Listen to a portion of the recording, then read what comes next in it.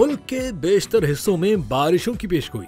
महकमा मौसमियात ने मुल्क के बेशतर हिस्सों में बारिशों की पेशगोई कर दी है। महकमा मौसमियात के मुताबिक खैबर पख्तूनख्वा, बालाई पंजाब और शुमाल मशरकी बलूचिस्तान में बारिश मुतवक्के है, जबकि इस्लामाबाद में आज रात को तेज हवाओं के साथ चंद मकामात पर बारिश का इम्कान है। बलूचिस्तान के अजला ज़ोब, मूसाखेल, बारखान, किला सैफुल्लाह और कलात में बारिश मुतवक्के है, जबकि खुजदार और गिरदोनवाह में तेज हवाओं और गरज चमक के साथ बारिश का इम्कान है। पंजाब के इलाके रावलपिंडी, अटक, चकवाल, जहलम, तिलागंग और मियावाली में भी बारिश का इम्कान है। हाफिजाबाद, गुजरांवाला, मंडी भाउद्दीन, गुजरात और सियालकोट में भी बादल बरसेंगे।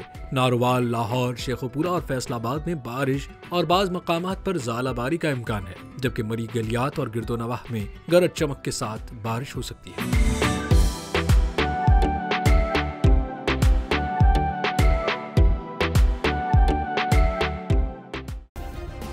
सब्सक्राइब करें और बेल दबाएं ताकि कोई खबर रह न जाए।